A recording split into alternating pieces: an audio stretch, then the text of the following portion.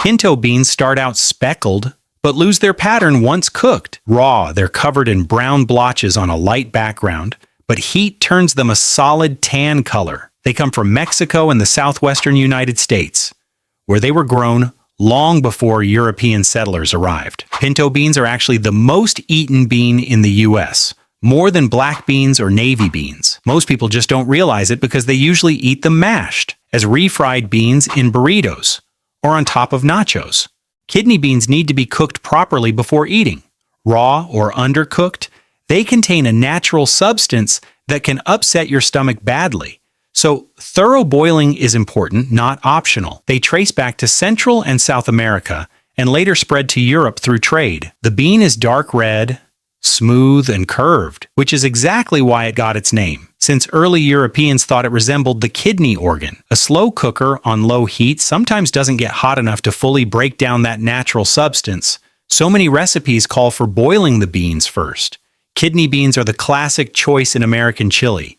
Chickpeas have been grown for a very long time, even longer than wheat in many regions. Farmers in the Middle East and nearby parts of Asia were growing them thousands of years ago. A dry chickpea looks small and dull, round with a little crease on one side, but soak it overnight and it swells up to almost twice its size. That's why one small bag can turn into a big pot of food. Chickpeas are the main ingredient in hummus, and they're also blended into a lot of canned vegetable soups you'll find on store shelves. Lentils are unusual because you don't need to soak them at all. Just rinse and cook. Most types are ready in under half an hour, faster than almost any other bean or pea. They likely started out in the area we now call the Middle East, grown since very ancient times. A single lentil is tiny and flat, about the size of a small coin. Red, green, and black lentils aren't different ages of the same lentil. They're separate types with their own taste and texture. You'll find them in soups and in dal, a popular dish across South Asia. Food companies also mix ground lentils into meat products to stretch the protein further. Fava beans like cool weather, which is the opposite of most beans. They grow best in cold months and stop once summer heat arrives. People in Egypt and the Mediterranean have grown them since ancient times. The pod is long, almost as long as your hand, and soft on the inside. Each bean actually has two coverings, the outer pod, and then a second thin skin on the bean itself that many cooks peel off by hand before cooking. A classic fava dish is full madams, a warm mashed bean breakfast eaten across Egypt and neighboring countries. Black beans have a shiny, dark coating, almost like a coat of varnish. But that black color is only skin deep. Cut one open, and the inside is pale, not dark at all. They're originally from Central and South America, where people were growing them long before Europeans arrived. When you cook black beans, the water turns a deep purple-black color. That's normal, and it's exactly what gives Cuban black bean rice its color. Black beans are also the go-to bean in most burrito shops today. Mung beans might be the bean people eat most often without realizing it, because the crunchy sprouts used in stir-fries and sandwiches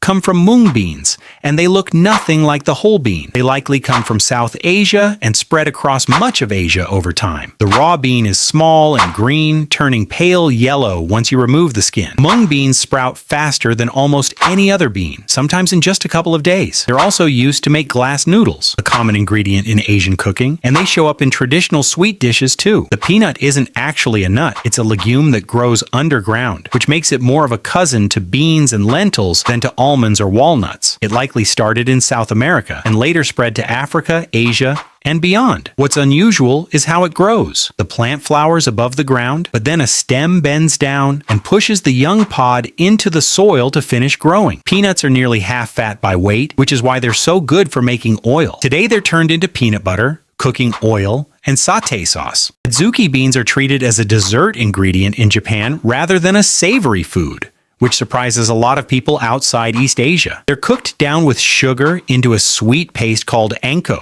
used to fill many traditional Japanese sweets. People in China, Korea, and Japan have grown them for a very long time. Each bean is small, dark red, with a thin pale line along one edge. The paste made from Adzuki beans holds together well, so it doesn't leak out of soft desserts like mochi or filled buns.